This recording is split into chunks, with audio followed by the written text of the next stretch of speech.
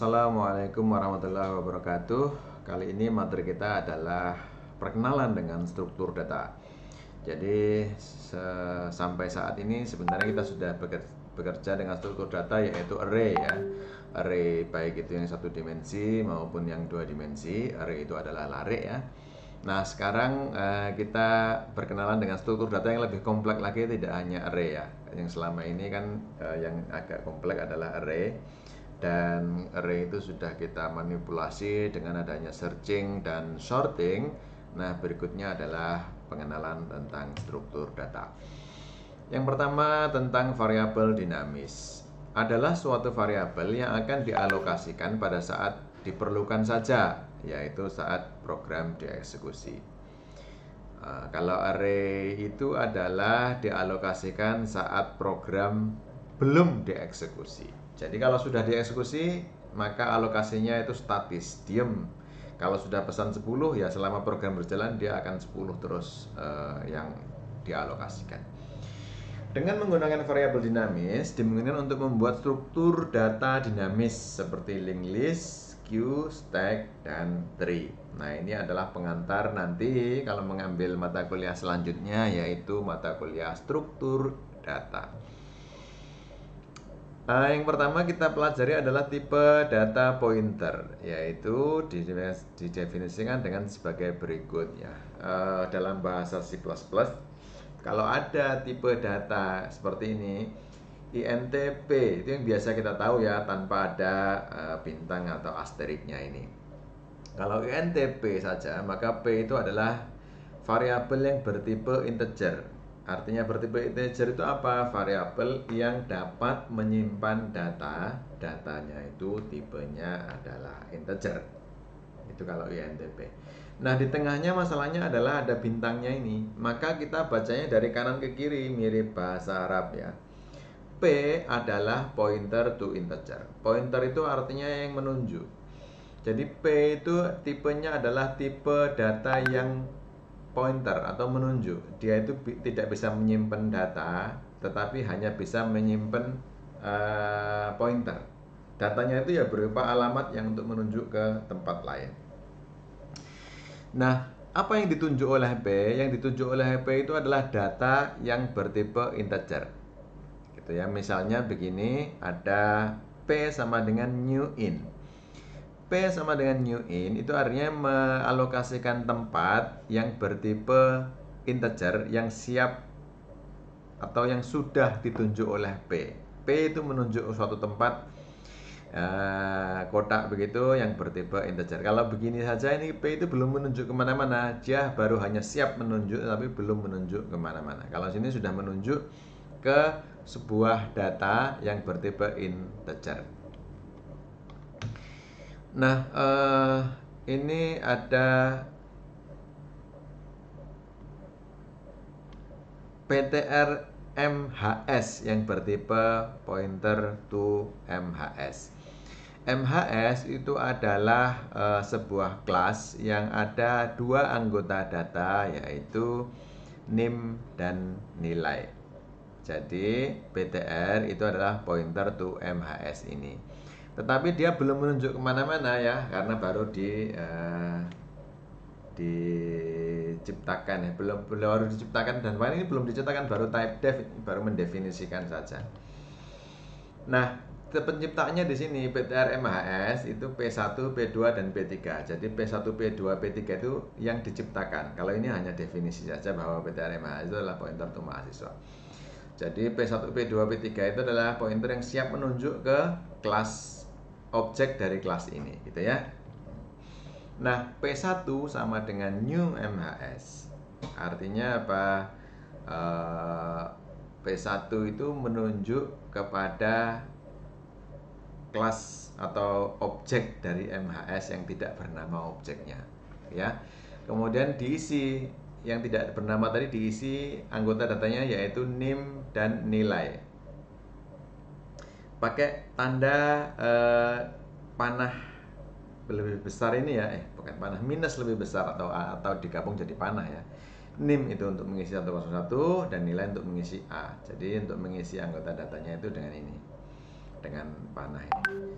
Kemudian P1 NIM, P2 di out ini ya. Kemudian P2 new mahasiswa, P2 sama dengan P1.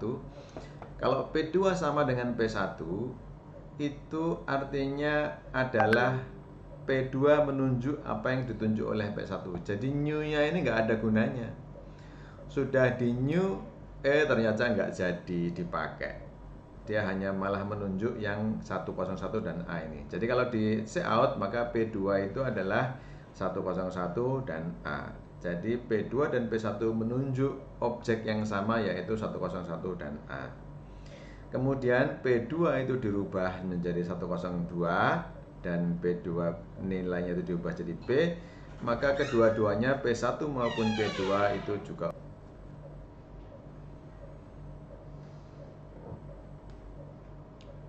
ya. Ini P1 dan P2 ini tentunya akan sama kalau dicetak ya, NIM dan nilainya itu.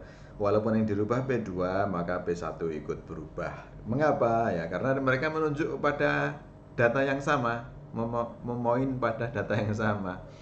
Atau P2 pointer itu kan isinya alamat. Nah, P2 dan P1 itu isinya sama, alamat yang sama. Alamat itu adalah alamatnya data 102 dan P ini.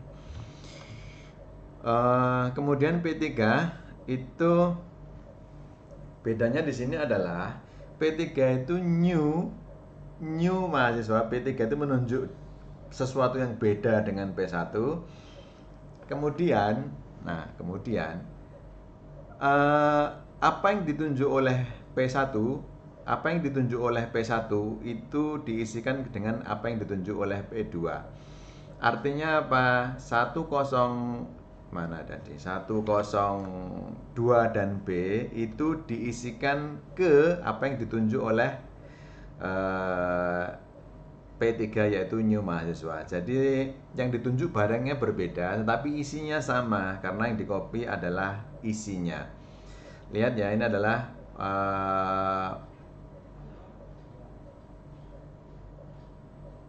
bintang P3, ini adalah bintang P1, itu berarti datanya yang dikopikan.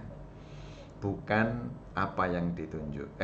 Bukan isinya. Ya, menunjuknya itu yang disamakan bukan ya. Jadi apa yang ditunjuk itu yang dikopikan. Sehingga kalau P1 dan P3 itu di print sama ya. Kemudian P3 diganti, maka P3 itu berganti 103 ya, P1-nya itu tetap ini. Nah, ini silakan dicoba. Karena ini dengan mencoba ini Anda akan paham betul dan silakan dimodifikasi apa makna dari pointer. Ini ada gambarnya nih, P1 menunjuk ke sini, P2 menunjuk ke sini.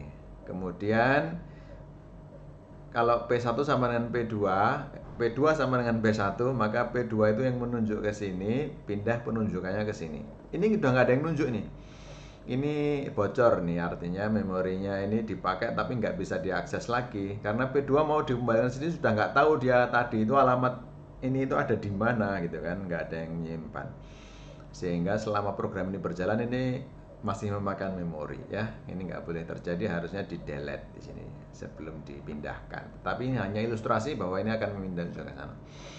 Nah, kalau bintang P2, bintang P1 ini yang terjadi adalah P1 ini, P2 ini, kemudian P2 sama dengan P1, maka dia tetap menunjuk ke tempat yang sama, tempat yang berbeda tetapi datanya yang berubah. Jadi P2 itu isinya ini dikopikan ke sini. Sehingga ini sama dengan ini. Itu bedanya ya. Tadi dengan mencoba program tadi dengan data ini tentunya Anda akan paham. Pointer yang telah dialokasikan bisa didealokasikan kembali pada saat program dieksekusi. Dihapus. Jadi dapat dihapus seperti yang tadi saya bilang, ini kan enggak dihapus, ini harusnya dihapus atau didealokasi. Setelah suatu pointer dihapus, maka alokasi yang semula ditempati oleh simbol yang ditunjuk oleh pointer tersebut akan bebas atau free sehingga dapat ditempati oleh variabel lain. Jadi harus dibebaskan ya. Berikutnya adalah linked list.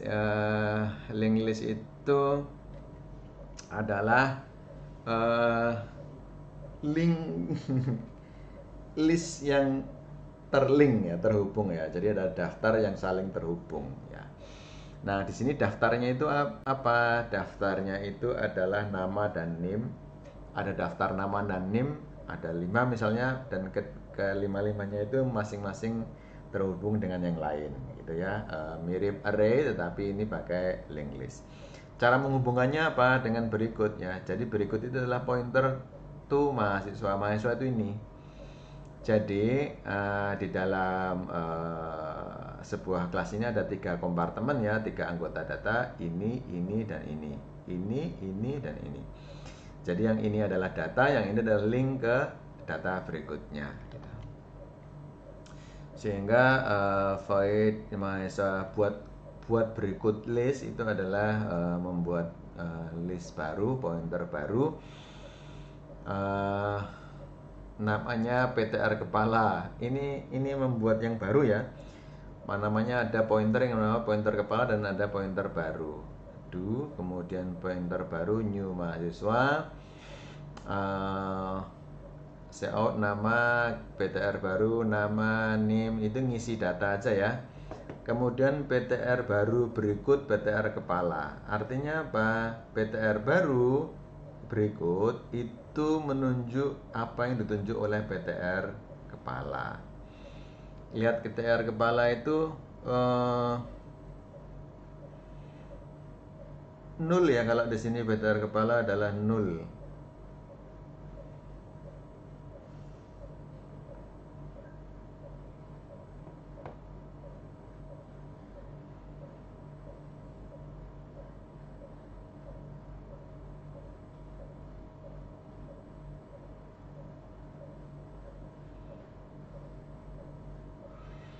Jadi PTR baru berikut ini kan PTR baru nih. Ada 3 data. 1, 2, 3. Yang 2 sudah diisi, yang 1 belum diisi. Nah, yang 1 yang diisi, yang pointer, yang ini sudah diisi ya, PTR baru nama, PTR baru NIM, dan PTR baru berikut yang mau diisi itu diisi dengan PTR kepala. PTR kepala awalnya adalah 0. Maka PTR baru berikut itu adalah 0 karena berarti dia datanya itu masih sendiri, listnya itu masih sendiri, belum berhubungan kemana-mana. Apakah tambah data? Ya, kalau ditambah data maka